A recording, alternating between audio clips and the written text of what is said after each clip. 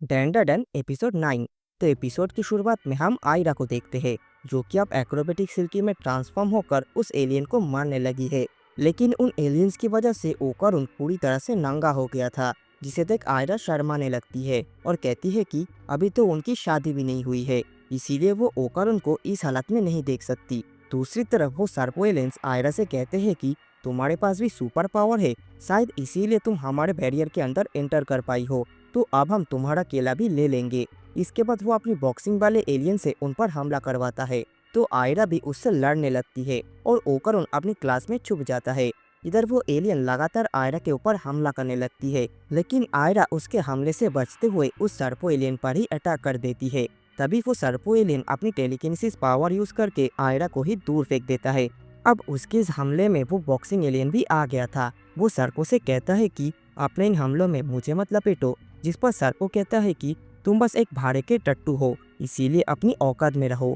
इसके बाद वो बॉक्सिंग एलियन फिर से आयरा पर हमला कर देता है, तो आयरा भी लगातार उसके हर एक पंचेस को डॉज करती रहती है। दूसरी तरफ ओकारुन क्लास के लॉकर में अपने लिए कुछ कपड़े ढूंढने लगता है। इधर वो बॉक्सिंग एलियन आयरा को एक जेट पंच मारता है, जो कि सीधा दीवार को तोड़ते हुए ओकारुन को जा लगता है। ये देख आयरा उसकी मजाक उड़ाते हुए कहती है कि ऐसे पंचेस का क्या फायदा जो निशाने पर ही ना लगे। अब वो बॉक्सिंग एलियन बहुत कोशिश करता है, लेकिन उसका एक भी पंच आयरा को नहीं लग रहा था। तभी आयरा उसके मुंह पर एक जोरदार लात मारती है, जिससे उस एलियन का सिर स्कूल के छत पे जाके फंस जाता है।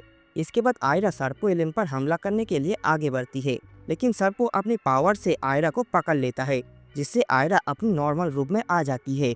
अब सर्पो उससे कहता है कि उसे ये जानकर खुशी हुई कि इस एक ही जगह पर कई सुपर पावर वाले इंसान मौजूद है। इसके बाद वो एलियन अपने असली रूप में आ जाते हैं और कहते हैं कि तुम्हारा स्पीड तो काफी अच्छा है, लेकिन तुम ज्यादा पावरफुल नहीं हो।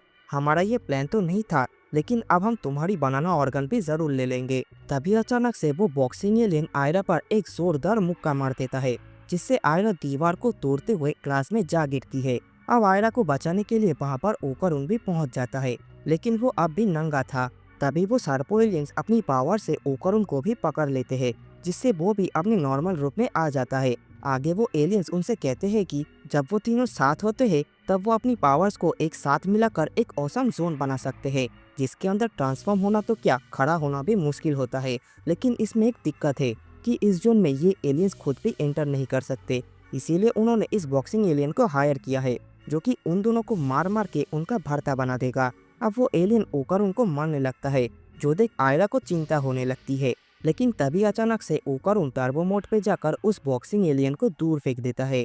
ये देखकर सर्पो एलियंस को समझ नहीं आता कि आखिर ओकारुन ऑसम जोन से बाहर कैसे आया। तभी हम वहाँ पर मोमो को देखते हैं, जो कि अपनी साइकिक पावर से उन सर्पो एलियंस के ऑसम जोन को काउंटर कर रही है। अब वो एलियंस मोमो को वहाँ देखकर शॉक हो जाते हैं। असल में ये लोग मोमो को अपने से दूर रखने के लिए उस स्नेक वाले एलियन को हायर किए थे, ताकि वो लोग बिना किसी दिक्कत के ओकारुन के बनाना को काट सके। इधर मोमो ओकारुन को नंगा देखकर उसे ठरकी बुलाने लगती है। इसके बाद ओकारुन और आयरा अपनी भूतिया फॉर्म में ट्रांसफॉर्म हो जाता है। आयरा मोमो से कहती है कि इस लड़ाई में वो भी उनकी मदद करेगी, लेकिन ओकारुन यानी कि केन ताकाकुरा सिर्फ उसी का है। अब ओकारुन का पूरा नाम सुनकर मोमो को चक्कर आ जाता है, जिससे ये दोनों फिर से नॉर्मल होकर जमीन में गिर जाते हैं। ये देखकर वो एलियंस इस मौके का फायदा उठाने की सोचते हैं और उस बॉक्सिंग एलियन को लात मारकर जगाने लगते हैं कि अगर उसने अपना काम ठीक से नहीं किया तो वो लोग उसके पैसे काट लेंगे। पर वो एलियंस बुरी तरह से थक गया था, जो देख वो सर्पो एलियंस उसे एक पावर बूस्टर इंजेक्शन लगा देते हैं, जिससे बॉक्सिंग एलियन अब 24 घंटे तक लगातार लड़ सकता है और इस इंजेक्शन से उसका लेवल भी बढ़ जाता है। फिर वो एलियन गाना गाते हुए ओकारुन और आयरा पर एक शॉक वेव से हमला करता है। ये देख मोमो भी अपनी पावर यूज करती है और आयरा से कहती है कि वो ओकारुन का असली नाम दोबारा से ना ले। इधर सर्पो एलियंस का पावर फिर से बेकार हो गई थी, इसीलिए वो लोग बॉक्सिंग एलियन को मोमो पर हमला करने के लिए ऑर्डर देते हैं। तभी आयरा उस बॉक्सिंग एलियन पर हमला कर देती है, तो वो एलियन आयरा को एक अपर कट मार के उसे छत में घुसा देता है। उसके पंचेस इतना तेज था कि मोमो उसे देख भी नहीं पाती। आगे वो एलियन फिर से आयरा पर हमला कर देता है, लेकिन इस बार ओकारुन उसे बचा लेता है, क्योंकि यहाँ पर सबसे तेज वो खुद है और उसे बॉक्सिंग एलियन के सभी हमले साफ साफ दिखाई दे रहे थे। इसके बाद आयरा और ओकारुन दोनों साथ मिलकर उस बॉक्सिंग एलियन से लड़ने लगते हैं, जो देख मोमो कहती है कि वो दोनों कुछ ज्यादा ही करीब है, जिससे उन दोनों पर हमला करना आसान हो जाएगा। ये सुनकर आयरा कहती है कि तुम्हें जलन हो रही है क्या? अब आके ओकारुन केन ताकापुरा का एक डायलॉग मारता है, जिसे सुनकर मोमो को फिर से चक्कर आने लगता है और इससे वो दोनों भी अपने नॉर्मल रूप में आकर नीचे गिर जाते हैं। अब आयरा मोमो को डांट लगाती है कि उसका ध्यान कहाँ पर है। दूसरी तरफ सर्पो एलियंस उस बॉक्सिंग एलियन को धमकी देते हैं और कहते हैं कि इस बार वो लोग उसके 60% पेमेंट काट लेंगे। तभी अचानक से वहाँ का सारा पानी हरे रंग का हो जाता है और फिर वो पानी पूरी जगह पर फैल जाता है। मोमो देखती है कि स्कूल का दीवार और छत भी पानी में बदल गई है। तभी उन्हें वहाँ पर वही स्नेक वाला एलियन दिखाई देता है, जो कि अब बिल्कुल एक गॉडजिला जैसा दिखाई देने लगा है। अब सर्पो एलियंस उस गॉडजिला से कहते हैं कि तुम्हारा काम था मोमो को रोकना, लेकिन तुम इस काम में फेल हो गए हो, इसीलिए हम तुम्हारा पेमेंट भी 60% काट लेंगे। अब ये सुनकर गॉडजिला उस सर्पो एलियन को बीच में से काट देता है, जो देख ओकारुन और आयरा डर जाते हैं और तैरते हुए उससे दूर जाने लगते हैं। तभी वो बॉक्सिंग एलियन पानी के नीचे से पंच मार के आयरा को पानी में डुबा देता है। उसका पावर पानी के अंदर 10 गुना बढ़ गई थी, यानी कि उसके पास अब मेंटी श्रिंक के जैसी पावर आ गई है, जिसके बारे में मोमो ने आज ही क्लास में पढ़ा था।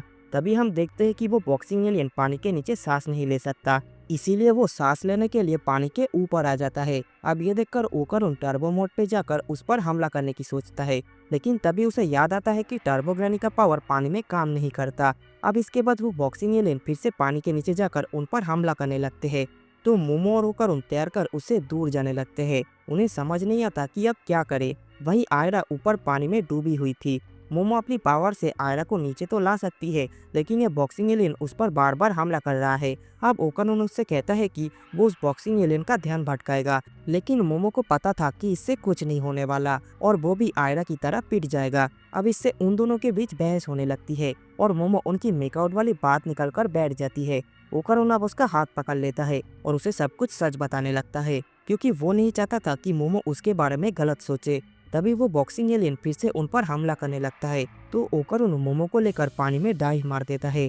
दोनों वापस ऊपर आते हैं और ओकारुन मोमो को छूने के लिए उससे माफी मांगता है।